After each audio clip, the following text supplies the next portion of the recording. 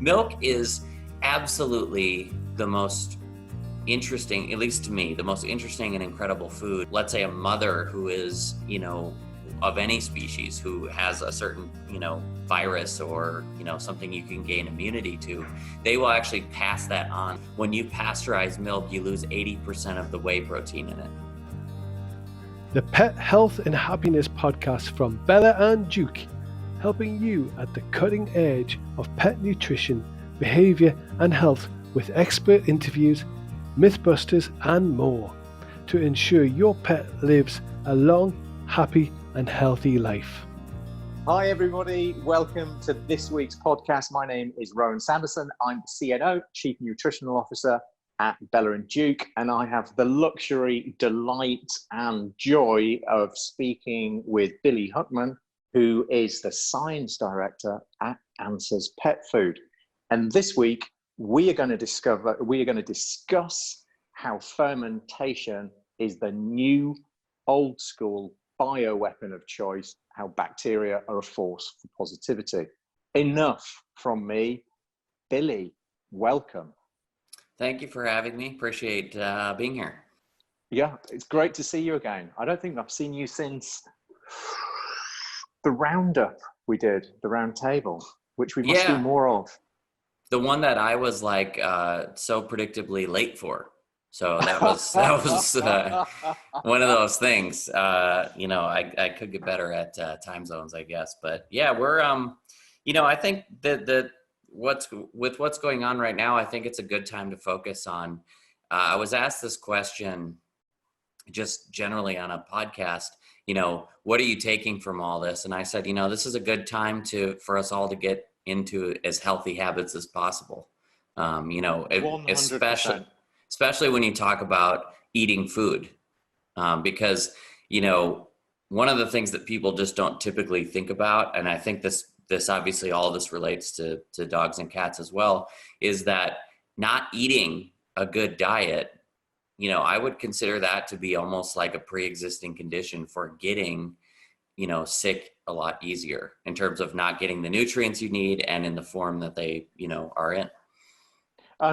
This is absolute gold, because I'm going to tee you up here for discussing how bacteria can help in this.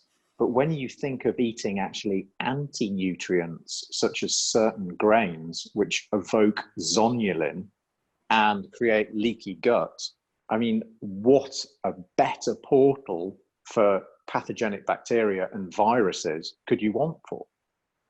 Yeah, and I think, the other thing too, and actually at the event that we were at together in the fall, one of the things I talked about too was glutathione and its role in keeping mammals healthy. And so I really think that this is a great opportunity, for people to, with their pets, start engaging in a lot of good behaviors, like eating non-processed foods, like eating foods that we know boost the immune system. I mean, this is not like some vague, I know that there's a lot of people who think there's this vague, foods are good at boosting the immune system. No, we can actually look at the science and show that certain foods can boost your or your dog or cat's immune system. And so this is the perfect time for people to start, getting into those habits. 100%. And also when you look at, we on top of going to bacteria for a second, if we assume that bacteria are 80% of our immune system, at least, how we quantify that, we don't know. But both the prebiotic and the probiotic component within foods is astonishing. So feeding a healthy microbiome with lots of inulin and leeks and garlic and onions, not for your pets, everybody, for yourselves, is phenomenal. They've shown you can actually radically change your gut bacteria, its expression, in as little as 36 hours.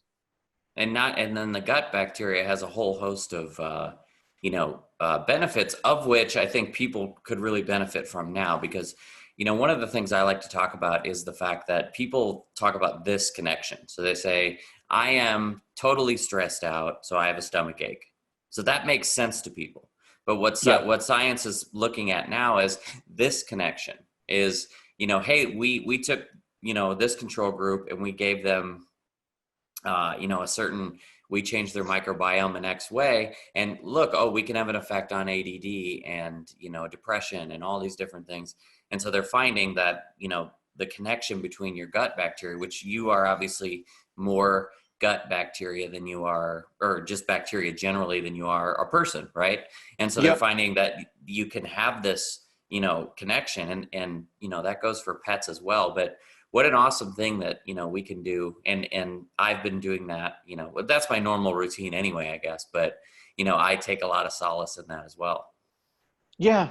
And I know people like to use the term isolation a lot. And, I'm going to avoid going down there because I believe everybody's kicked that topic to death, really. But ultimately, there's been an enormous drawing together of the community, and people taking that effort to connect and to reach out to vulnerable people, to reach out to friends, to reach out to family, to offer support. It's really nice to see that people are remembering to be humans. Oh, exactly right. Well, especially now, it's like, the other thing too that I think is important, both obviously for you, and this one goes really a lot for your dog as well. Cats, not so much because they don't go for walks, but remember that if you're doing, the proper social distancing, you can also look at the fact that what role does, exercise and sunshine play in, boosting your immune system. And you can look at that. Even I was listening to a podcast recently with a doctor who was saying a 10-minute walk a day has actually been shown to boost your immune system. So, I think all this stuff is incredibly important as we all kind of, navigate this. And going into, I guess, the original reason for this podcast, the bacteria part is big as well. One of the things that I think about in my own dog's health is we do something very unique in our food, in that. So we're really into soil. So we're really into soil microbes. We're really into, all of those organisms that live in healthy soil. So, and one of the things that I'm talking about is polyculture soil. So soil is dependent on, the nutrients in the soil, the organisms in the soil is dependent on what goes into that soil. So one of like, for instance, if when they do antioxidant tests on herbs in the forest, they're always way higher than, let's say, a farmed blueberry. Now, why is that? Because that soil in the forest is made of dead animals, it's made of leaves, it's made of all these different components that we just simply can't recreate. But what we can recreate that with is animals on polyculture farms. So a farm that not only grows vegetables, but has chickens and has cows and has, rotational grazing. And you can look at the health of that soil. So I take a lot of solace in the fact that, so for instance, in our food, we have a duck farm, a duck, both for meat ducks and duck eggs. So our duck eggs, that's 4,200 layers on Alan's farm, and they go on about 6 acres. And those eggs are laid in the mud, and we keep that mud on those eggs to go into the actual food. And our vegetables are grown at a wonderful farm, Samuel's farm, and Samuel, keeps the mud on those as well. And so we get so if I went out to Samuel's pasture and took a handful of that dirt, there would be trillions of organisms in there. And so this is part of the reason that kids on farms have less allergies and less asthma symptoms, right? And so when you talk about food and inoculation, I think people misunderestimate, dirt and soil. Well, I love what you're saying. And I remember when we had our conversation in Chicago, and you were saying, I think your parents had visited, and just as they had arrived, somebody walked in with a handful of soil for you to put in some milk to help with the fermentation. I remember like crying my eyes out with that story, or just, it's just such a good concept, and it really turns everything on its head. People, I guess if people come away with one message from this, is this whole conversation of sterilization, sanitization, bacteria is, for me, upside down. We should be looking to harness bacteria rather than avoid them, and use them as a force for positive rather than running scared of them. Because bacteria are us. They're our immune system. They're on our skin. They're in our holobiome. And what I love about what you're doing is you're doing exactly that in such a brilliantly new, old school way. Oh yeah, I mean it's the thing with my parents, by the way, was my jar of I use it. I have this big jar of dirt, and my dad was like, "What is that for?" And I was like, "It's for feeding to the dog," And he's like, "We're not doing that." So that was a funny day because I think I freaked them out on several occasions. But I will say this: after that tour, they are using the food, so that was a personal victory. Family's the hardest to reach. Yeah, for sure. So yeah, no, we're using fermentation to not only do the safety part of the food, and we have a lot of good data when it comes to the safety part, but the health part can't be understated. So a good example of that is my dog Lua, she'll be 14 in August. So she's on our senior protocol. In our senior protocol, we have essentially a 88-page health guide that has different diets for different disease conditions like kidney disease, digestive disorders, all down the line. I think we have about 15 of them, which, this year we started an executive veterinary program, which we actually, we've been working with vets for about 10 years, but we have vets now who officially actually use those sort of as, almost like prescription diets at their practices, which has been absolutely incredible. This is awesome. Yeah. And so her being on the senior protocol, so she typically, uses our fermented raw cow's milk kefir. She uses one of our fermented bone broths and then our food every day. And even just in the food alone, so this is just the measurable lactic acid bacteria that we use to, ferment it, along with, the native bacteria in the actual food itself, like milk has over 200 native species, that kind of stuff. But she's 15 pounds, and just in her food alone, she's getting at least 35 billion good bacteria and then at least 2 billion good yeast. And that's just from food. And so we advocate for getting bacteria through food. So for instance, a good example of that is when I talk about soil-borne organisms, the best place to get those is soil, right? And so we're just harnessing what people have been doing for since people have been people, to make food safer and to also make food more bioavailable. This is awesome. I love it. Kudos you, Billy. And I think any pet food that can turn around and say, actually, we're sharing protocols with vets, which have been proven over 10 years as really, well, kudos, or all laureates to you. I have a question. And I know lots of people are going to ask this. So let's kind of nip this right now. I think I know where you may go on it, but when you say good yeast, lots of people, similar to their misunderstanding about bacteria, would hear yeast and go, "Oh, yeast! Oh my goodness!" When actually, I understood that yeasts can sometimes serve to tether bacteria in the gut, like scobies and kombucha. Would you like to explain that more and why yeast is our and the dog's friend in this case? Yeah, I mean, it's the same basic concept as, good and bad bacteria. And I think people are understanding that more. I mean, go back 10 to 20 years and people would have been saying, oh my God, bacteria. We have to keep this out of the food, because we weren't really understanding that holistic concept of bacteria being the reason why you're actually healthy. But good yeast. So I guess I'll start out by saying I was writing a piece on kombucha for a magazine a few years ago, and I was working with a vet in Texas, and she had this yeast issue that she couldn't clear up. So she had reduced all carbohydrates, and that's the thing about yeast. Bad yeast, good yeast, it's all very virulent. So if you have bad yeast, it's going to take over, right? It's going to take a lot of bacteria inoculation to actually outcompete that bad yeast. So the one thing she did was she was a home brewer of kombucha. So she started feeding SCOBY every day to her dog. And that was the one thing that actually cleared up her dog's yeast issue. Now, kombucha and kefir are sort of unique foods in that they actually, the bacteria and the good yeast actually coexist wherein most of the time one would just kind of outcompete the other. So they're very unique foods in sort of doing that. So the way you want to think about that is sometimes reducing carbohydrates is just simply not enough because that yeast is virulent enough.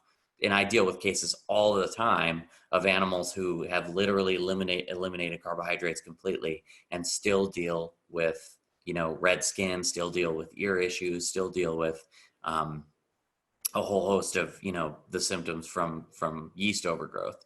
So what you need to do is you need to pair that with healthy yeast that will actually coat the cell and prevent that bad yeast from getting into said cell. And the really cool thing about good yeast is it is actually as virulent as that bad yeast. So our yeast protocol that we wrote,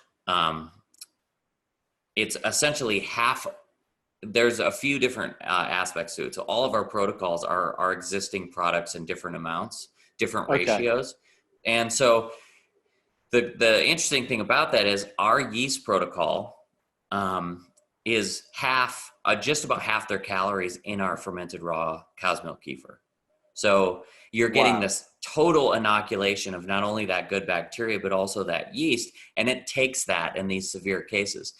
But also too, people have to realize when they're on those protocols, that yeast has to die as well. And that will be usually a pretty big detox reaction. So usually after about a week or two, people are like, it seems like it's worse. Should I keep going? You should definitely keep going because that yeast has to be replaced. It's sort of similar to when you switch a dog from, like, let's say a kibble diet to a raw diet. A lot of times 3-4 weeks in, their body's like, what's happening here? Right. And they have to get rid of some of that bad stuff, and all of that microbiome they built using those high starch foods have to die off. Right. And so the yeast can be exactly the same way. So yeast is not a bad word. It's just basically you need good yeast, just like you need good bacteria in order to thrive. Awesome. So I'm guessing when the dogs have this detox reaction, it's a bit like a Herxheimer reaction, as in it probably gives them the bandwidth to start getting rid of a whole host of other issues as well.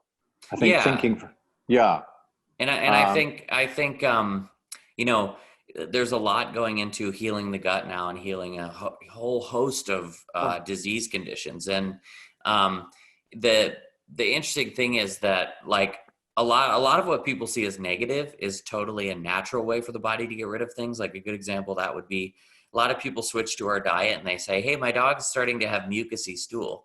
Well, that's not a bad thing because that's the way that, your body or your dog's body gets rid of bad things is mucus.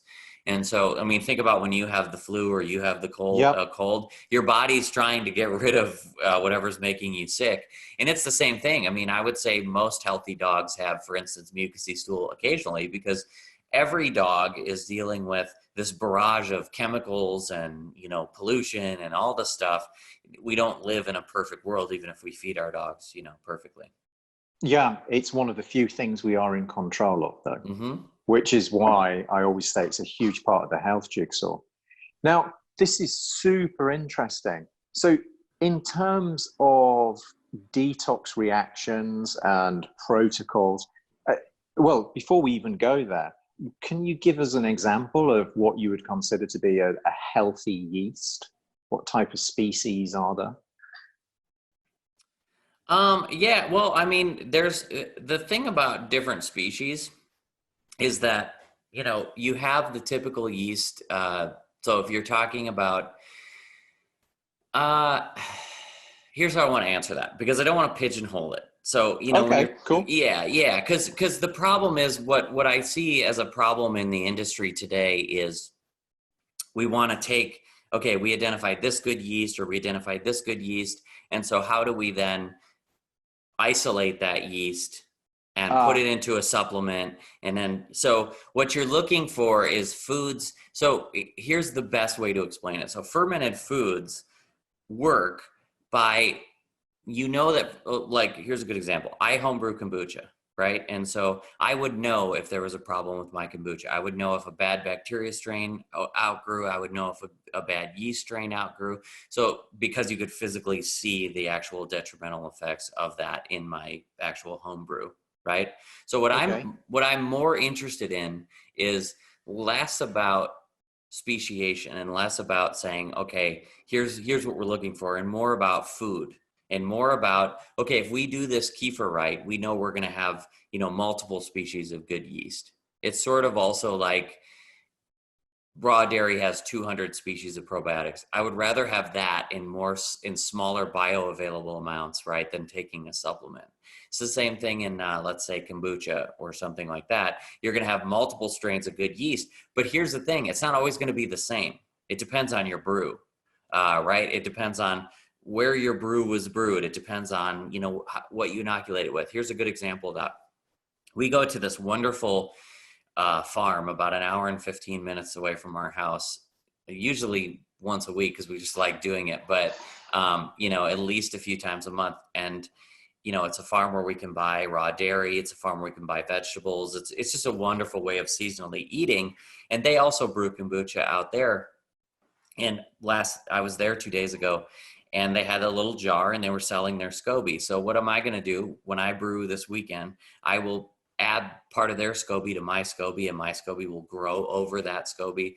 And then I will actually take whatever specific bacteria and yeast species that they have at their farm from whatever they grew their SCOBY from originally will then become part of my SCOBY. So then I will actually make that environment more diverse in that. And I actually, on a total nerd personal note, with my own home brew, I've done that with different commercial kinds of kombucha, with the Answer SCOBY, with all these different things. So it's fun for me to be able to do that because it's like taking a piece of that place. So who knows, if we move somewhere else, we'll always have a piece of that place in our brew, which I think's been alive for like, because I grew my SCOBY in the beginning, and I would say she's a she. I don't know where that comes from, but she's been alive for about 3 years. So awesome. So that's the kind of thing that we advocate for is less about, hey, let's, isolate a species, and more about going back to what I was talking about before with Lewis 35 billion bacteria, that's going to vary depending on, another product we make is fermented fish stock, which is 85% fish bone broth and 15% raw fermented sardines.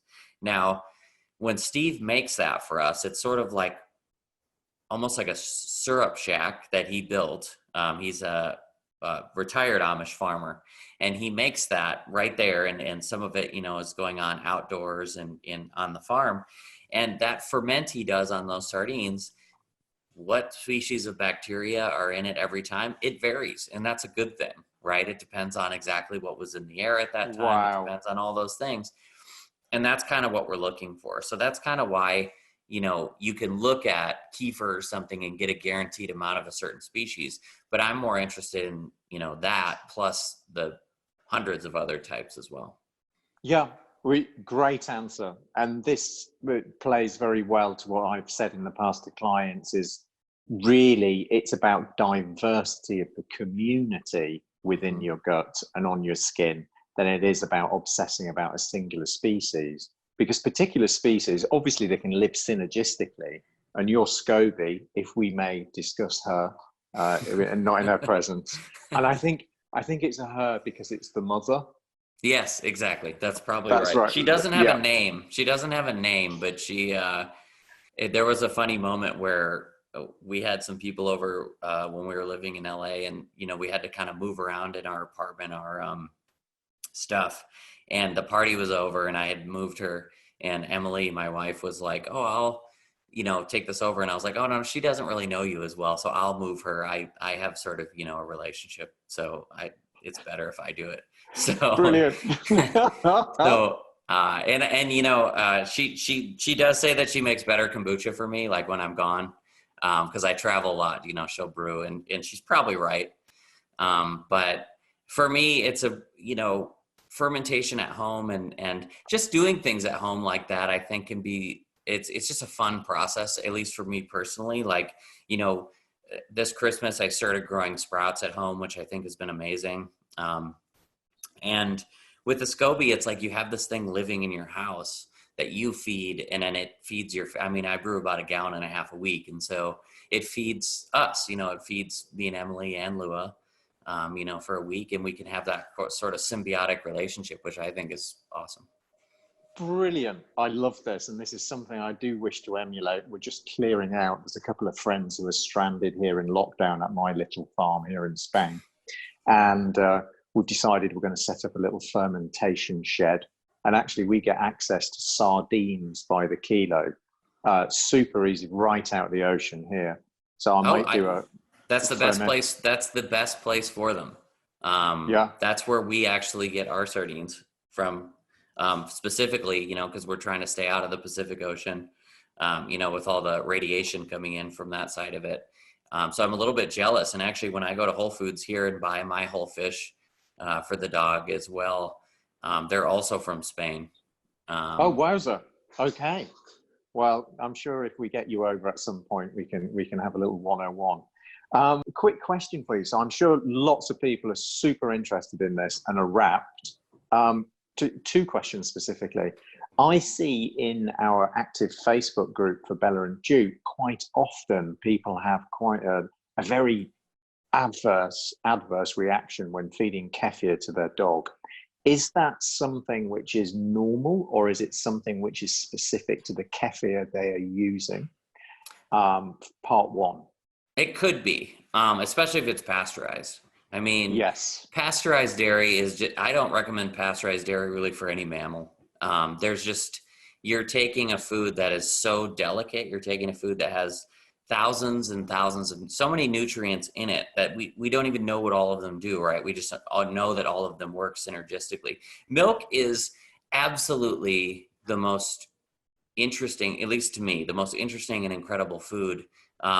Going even back to the fact that we had, someone reach out to us when this, going back to even the fact that when you look at, let's say, a mother who is, of any species who has a certain, virus or, something you can gain immunity to, they will actually pass that on through the milk to the baby. I mean, this is something that, people have actually used to their advantage for a very long time. That's like that wonderful natural medicine, right? So you're taking a food that is so diverse in nutrients and so delicate that as soon as here's a good example, when you pasteurize milk, you lose 80% of the whey protein in it. And so just in doing that, and you're denaturing the enzymes, you're actually making it a food that's hard to digest. And that's why milk gets such a flack in the human food industry. People say dairy's hard to digest. Of course it's not. Of course, in its raw state, it's not hard to digest. What a lot of people don't understand as well is that milks, you can look at different nutrient profiles in milk, whether it's camel milk, human, breast milk, cow milk, goat milk, they're all actually pretty similar. So they do vary in what types of fats, they do vary in protein and amounts and things like that. But they are actually all pretty similar, and they all digest the same in sort of like if you were drinking it, let's say, right? And so so you're still getting here's the difference. If you're feeding kefir for the probiotic benefit, now feeding milk for the probiotic benefit is wonderful, but it's also just like one little piece of the puzzle when it comes to milk, right? Because then you're talking about all that that glutathione, all of those vitamins and minerals. I mean, when you go down to the vitamin content specifically, we've had dogs, we do a milk diet. We've used this milk diet to treat a lot of different conditions, from cancer to kidney disease and we've had animals live for multiple years on just raw milk and water and completely thrive from that. And then I still have certain vets who still say dogs can't digest dairy, which is totally ridiculous, and which we've proven wrong at this point. And so basically what you're getting if you feed pasteurized kefir is you are getting that yeast and bacteria benefit from what you ferment it with. So let's say it's like 12 species of good bacteria and then your yeast, right? Okay. But you're also getting something that's hard to digest. and something that the body doesn't recognize the same way and you're also getting the nutrient content completely depleted. You're not getting any of the digestive enzymes. Now, on the flip side, if you take a raw milk kefir, what you're getting there is not only all of the probiotics that we just talked about, right? Let's say 12 species of good bacteria and your yeast, you're also getting the over 200 species of good bacteria. And then you're also getting a food that is made by biology and evolution to actually be digested. So you're getting essentially every nutrient we've ever discovered. And the really two facts that I think are really cool about milk. Number one, your dog will digest 100% of all the nutrients every time it drinks milk. So like right to my right here, I have a bunch of oranges.